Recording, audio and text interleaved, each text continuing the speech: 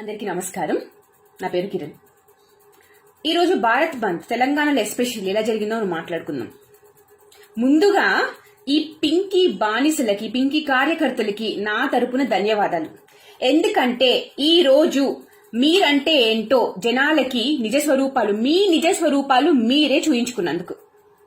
మొన్నటి దాకా GHMC ఎలక్షన్లప్పుడు BJP గెలిస్తే బందులు, అరాచకాలు జరుగుతాయని రోడ్లెక్కి రోడ్ షోలలో చెప్పిండు చిన్నదొర. ఇప్పుడు ఎవరు చేపిస్తున్నారు విధ్వంసాలు, బందులు? ధర్నా చౌక్ నే ఎత్తేశారు హైదరాబాద్ లో. అంటే తెలంగాణ ప్రజలకి కనీసం ధర్నా చేసుకునే అవకాశమే లాగేసుకున్న ఈ ప్రభుత్వం ఈ రోజున రోడ్లెక్కి భారత్ బంద్ చేసింది.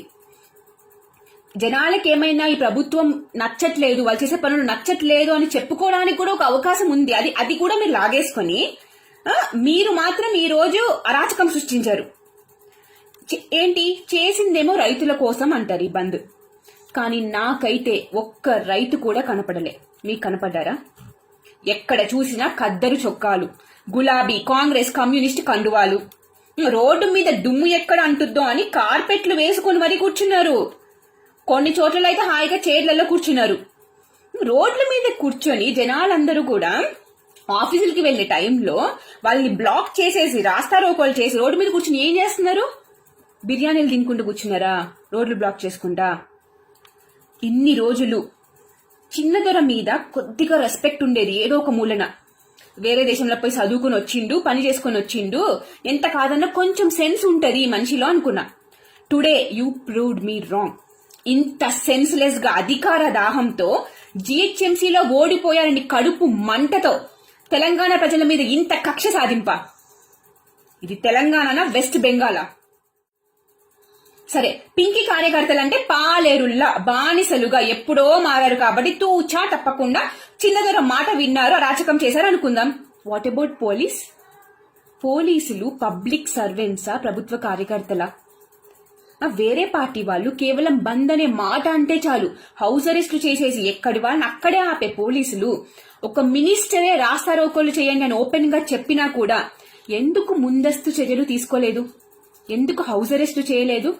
ఒక్కో ప్లేస్ లో ఒక్కో ఇన్ఛార్జ్ అని ఆ ధర్నాకి ఇన్ఛార్జీలు పెట్టే స్థాయికి వెళ్లి ఆ లిస్ట్ రిలీజ్ చేశారు. అయినా యూ డిడ్ నథింగ్. అసలు ఏం చేయలేదు పోలీసులు. Are you not public servants? మీ జీతాలు మా ట్యాక్స్ల నుండే కదా వచ్చేది. మీరు ప్రజలను కదా కాపాడాలి.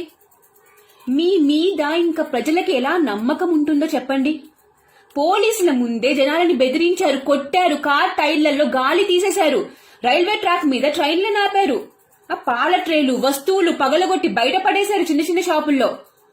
MLA Arikapudi Gandhi, who is a Pakistani lover, ఆయన పోలీసుల ముందే ప్రశ్నిస్తున్న ఒక ఆయన్ని నెట్టేస్తాడా? దొబ్బేశాడు. ఒక మహిళ అడిగింది 11 గంటలకి కదా బంద్ స్టార్ట్, ఎందుకు మమ్మల్ని ఇప్పుడే ఆఫీసులకు వెళ్లకుండా ఆపుతున్నారని. మీ దగ్గర సమాధానం ఉందా? కనీసం అదన్నా అడ్డుకోగలిగారా పోలీసులు? ఇంకో దగ్గర మేము బంద్ చెయ్యము అన్న వాళ్ళనేమో రాళ్లేసి కొట్టారు. ఆల్రెడీ కరోనా లాక్డౌన్ వల్ల కష్టాల్లో ఉన్న ఎన్నో మధ్యతరగతి కుటుంబాలు షాపులు పెట్టుకుని వస్తువులు అమ్ముకుంటుంటే దౌర్జన్యం చేస్తారా, పగలగొడతారా? కొన్ని చోట్లయితే పోలీసులే తీసేస్తున్నారు సామాన్లు, మీరు షాపులు బంద్ చేసుకోండి అని. Is this how you protect public? Is this what you call democracy? చట్టం అధికార పక్షానికి చుట్టమా? అసలు ఈ రోజున ఎంతమంది పోలీసులు అరెస్ట్ చేశారో ఈ తప్పు చేసిన వాళ్ళందరినీ? ఎంతమంది వాళ్ళని గృహ నిర్బంధంలో పెట్టారు? ఎంతమంది మీద కేసులు పెట్టారు? రిలీజ్ చేయండి మీరు ఒక డాక్యుమెంట్. ఇంత చేస్తున్నా లిక్కర్ షాపులు ఎందుకు బంద్ చేయలే? ఎప్పుడు లేనిది ఈ రోజే ఫుల్ సేల్స్ అంట. ఎవరు కొన్నారో అంతగానం మరి నేనైతే మీకు చెప్పక్కర్లేదు. అయినా ఇది ప్రజల తప్పు. ఇలాంటి గూండా అలా మనల్ని పాలించేది. వీళ్ళనా ప్రజలు ఎన్నుకున్నది? బంద్ అంటే స్వచ్ఛందంగా జనాలు బయటికి రావాలి. అందరికీ తెలుసు తెలంగాణ ప్రభుత్వం రైతుల మీద సవితి తల్లి ప్రేమ కురిపిస్తుందని చెప్పి. అమ్మ అన్నం పెట్టదు, అడుక్కు తిననివ్వదు అన్నట్టుంది వీళ్ళ తీరు. వీళ్ళు రైతుల గోడు వినరు. పైనుండి కేంద్ర ప్రభుత్వం రైతులకి ఉన్న సంఖ్యలను తీసేసే ప్రయత్నం చేస్తుంటే అమ్మ మీరెవరు వాళ్ళ సంఖ్యలు తీయడానికి? వాళ్ళు బందీలుగానే ఉండాలని ధర్నాలు చేస్తున్నారా? సబాష్. కన్నతల్లికి అన్నం పెట్టినోడు పిన్నతల్లికి బంగారు గాజులు చేయిస్తా అన్నాడట. అట్లుంది ఈ దొరల పద్ధతి. ఫస్ట్ తెలంగాణ రైతుల కోసం రోడ్లు ఎక్కండి. పెద్ద దొరని చిన్న దొరని అడగండి. రైతు ఆత్మహత్యలో దేశంలోనే 5వ స్థానంలో తెలంగాణ. మొన్నటికి మొన్న వరదలు వచ్చి పంటలు మునిగిపోయి రైతు ఏడుస్తుంటే రైతు గోస పట్టించుకునే నాదుడే లేడు.